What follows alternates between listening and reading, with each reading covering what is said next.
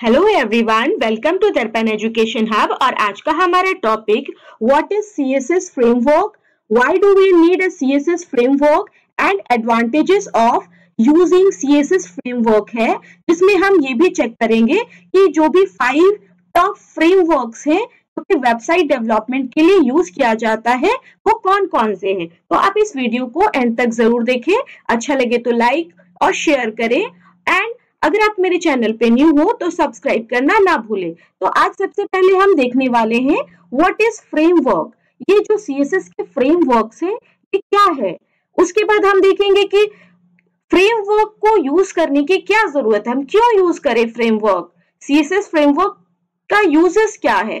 And उसके बाद हम ये देखने वाले हैं कि सीएसएस फ्रेमवर्क्स को जो आप यूज करते हो वेबसाइट डेवलपमेंट में तो उसके एडवांटेजेस क्या हैं। एंड फाइनली हम ये देखने वाले हैं कि जो टॉप 5 सीएसएस फ्रेमवर्क्स हैं वो कौन कौन से हैं जिससे आप एक वेबसाइट डेवलप कर सकते हो।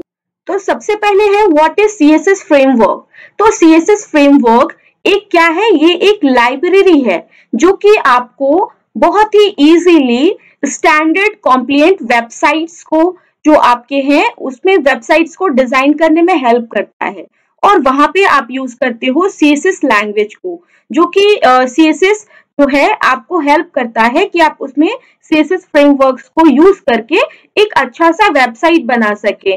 और ये सीएसएस फ्रेमवर्क क्या करता है, वहां पे बहुत सारे लाइब्रेरी फाइल्स होते हैं, क्लासेस होते हैं जिसको आप बहुत ही इजीली अपने वेबसाइट डेवलपमेंट में यूज कर सकते हैं।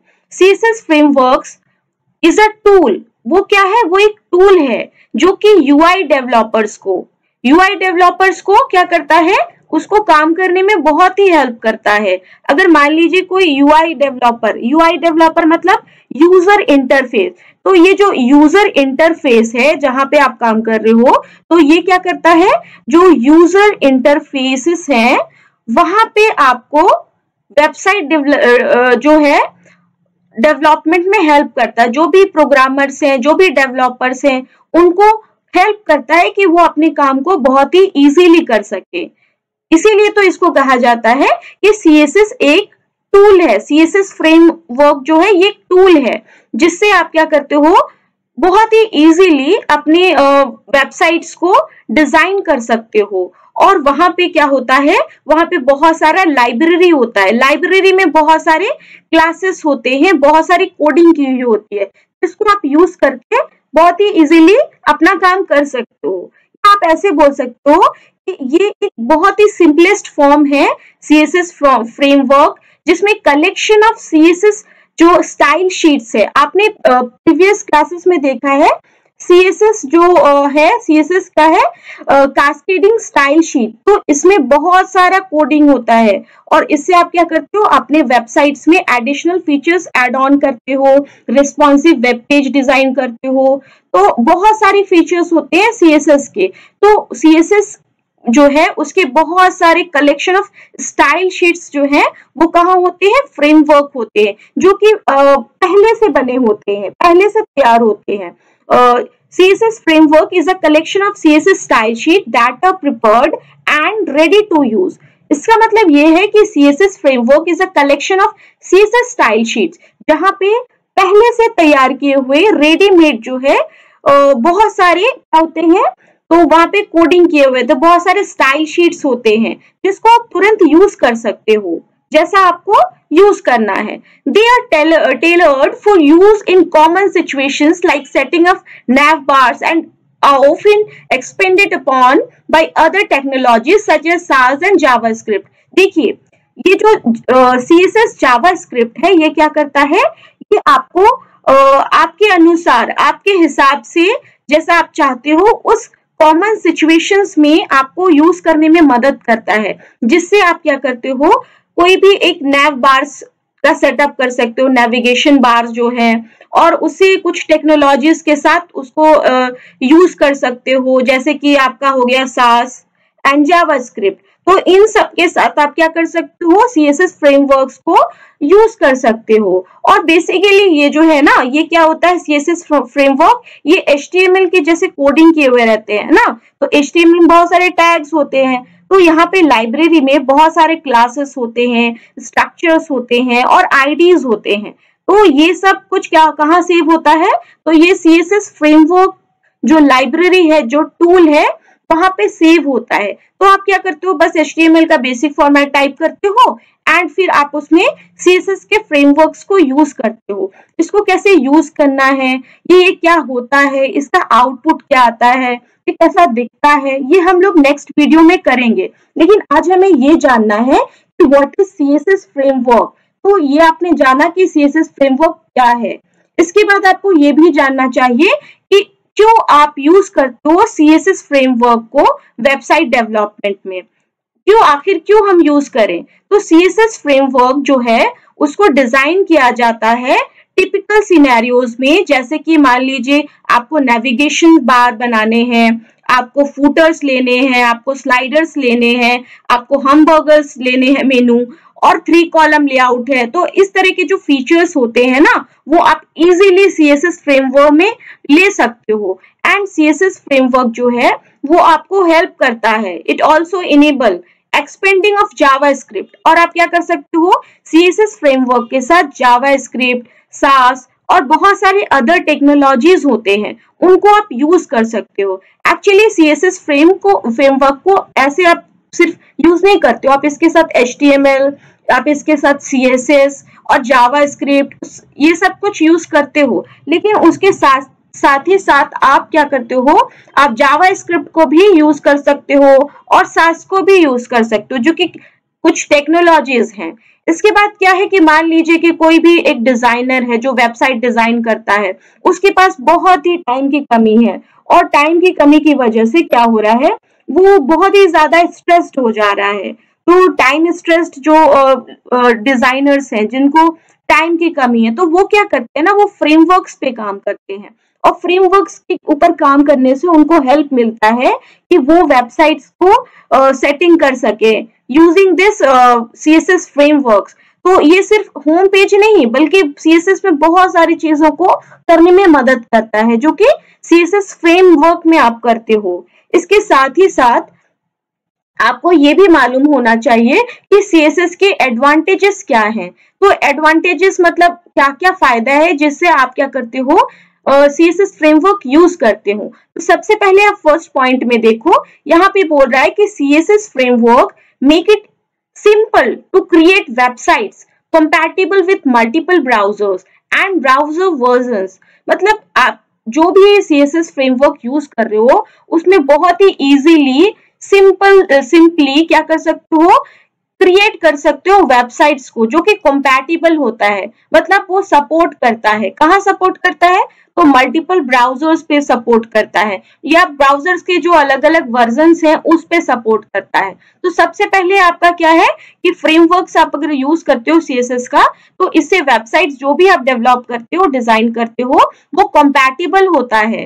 कंपैटिबल मतलब जो सपोर्ट करता है, जो कि बहुत सारे मल्टीपल ब्राउजर्स में, अलग अलग ब्राउजर्स में आप उसको रन करके देख सकते हैं। दूसरा क्या है, this reduces the livelihood of bugs popping up during cross browser testing. और ये क्या करता है कि मान लीजिए आप वेबसाइट डिजाइन कर रहे हो, बहुत सारी चीजें हैं, तो यहाँ पे पॉसिबिलिटी, जो संभावना होती है ना कि बग्स वहां पे लग सकता है, बहुत सारे बग्स उसको आपके ब्राउजर के टेस्टिंग में या उसको कुछ आपको इंटरप्ट कर सकते हैं।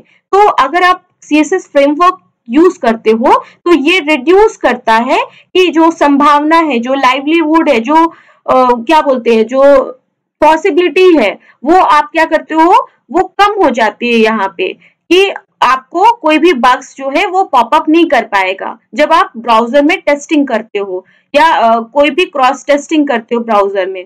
उसके बाद क्या है कि since this frameworks have ready to use style sheet in place, using them allows faster more convenient web development. अगर आप CSS फ्रेमवर्क यूज करते हो तो आप बहुत ही जल्दी काम कर लेते हो वहां पे। तो ये क्या होता है, ready to use style sheet, मतलब आप वहां पे उस जगह पे बहुत ही इजीली क्या करते हो, अपने स्टाइल शीट्स की मदद से अपना जो है वेबसाइट्स को डेवलप कर देते हो। तो यहाँ पे क्या होता है कि ये आपको हेल्प करता है कि आप बहुत ही फास्टर और मोर कन्वीनियंट, बहुत ही आराम से वेबसाइट जो है डेवलप कर सकते हैं, डिजाइन कर सकते हैं।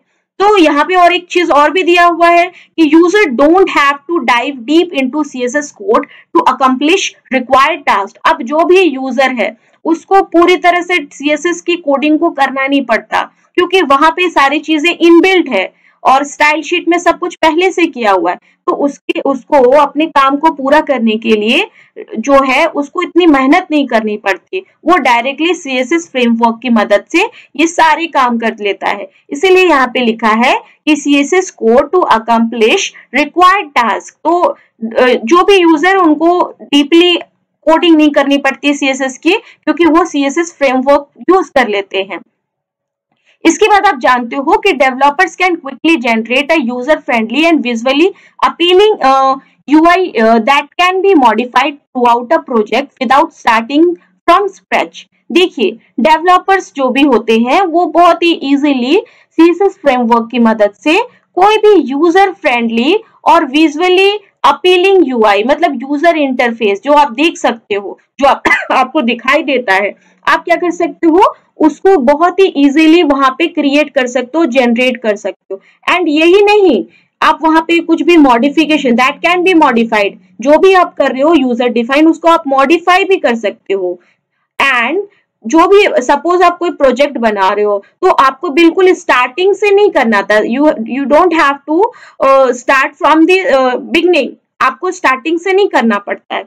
तो इसका मतलब यही है ना कि यहाँ पे काम करना बहुत आसान है, क्योंकि आप अपना कोडिंग कर दो, एक फॉर्मेट बना लो और फिर सीएसएस फ्रेमवर्क की मदद से आप क्या करो, उस जगह से उसको आगे कंटिन्यू कर सकते हो। तो इससे आपका टाइम भी सेव हो जाता है, आपको ज्यादा कोडिंग भी नहीं करनी पड़ती, क्योंकि बस आपको कुछ कोडिंग के कुछ पार्ट्स को आपके जो सीएसएस का जो प्रोग्राम है या एचटीएमएल का जो प्रोग्राम है, आपको उसमें बस कुछ टाइप करना होता है, कुछ फॉर्मेट्स टाइप करने होते हैं। तो ये आपको बहुत ही ज्यादा हेल्प करता है। और कोई भी डेवलपर जो उसको कोई भी यूआई जो वेबसाइट्स हैं जो उनको डेवलप करना यूजर फ्रेंडली, उनको इतना ज्यादा स्टार्टिंग से नहीं करना पड़ता है, मतलब वो आरंभ से, शुरुआत से नहीं करते, वो वहीं से स्टार्ट करते हैं। उसके बाद क्या है नेक्स्ट पॉइंट में, developers and designers can use CSS framework to implement various advanced features and visual elements on a website। देखिए, डेवलपर जो भी है या जो डिजाइनर है जो कि एक वेबसाइट डेवलप करता है, उसको CSS फ्रेमवर्क जब वो यूज करता है तो वहां पे वो क्या क्या फीचर्स यूज कर सकता है। तो CSS फ्रेमवर्क में वो एडवांस फीचर्स जो है वो यूज करता है, जिसमें विजुअल एलिमेंट्स भी होते हैं किसी भी वेबसाइट्स में, जैसे कि फॉर्म हो गया, डिफरेंट बटन्स हो जाते हैं, बहुत सारे नेविगेशन बार्स होते हैं, ब्रेड क्रम्स होते हैं, और बहुत सारे जो सिमेट्रिकल लेआउट्स होते हैं, उसको बहुत ही इजीली आप CSS फ्रेमवर्क से कर सकते हो। तो ये जो आपको यहाँ पे दिखाई दे रहा है, ये क्या है, तो ये कुछ एडवांटेजेस हैं क्यों हम यूज करें फ्रेमवर्क को, CSS फ्रेमवर्क को। तो ये हो गया आपका एडवांटेजेस। एंड आप यहाँ पे कुछ देख सकते हो, यहाँ पे लिखा है कि टॉप 5 CSS फ्रेमवर्क्स। देखिए, यहाँ पे कुछ फ्रेमवर्क्स के नेम हैं। वैसे तो CSS फ्रेमवर्क्स बहुत सारे होते हैं, लेकिन यहाँ पे कुछ टॉप CSS फ्रेमवर्क्स है, जैसे कि बूटस्ट्रैप हो गया, टेलविंड CSS हो गया, फाउंडेशन हो गया, बल्मा हो गया और स्केलेटन हो गया। तो ये कुछ टॉप जो वेबसाइट डेवलपर्स जो यूज करते हैं फ्रेमवर्क, वो हो गया।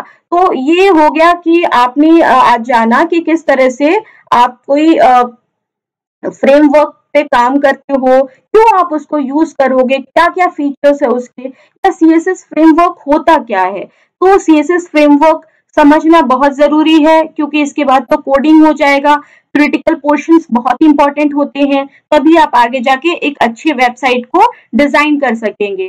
तो आज का वीडियो इतना ही होगा, इसके बाद इसका आगे का पार्ट होगा, तो आप आगे का वीडियो भी जरूर देखें। इस वीडियो को अगर आपको अच्छा लगा हो तो लाइक जरूर करें। Thank you.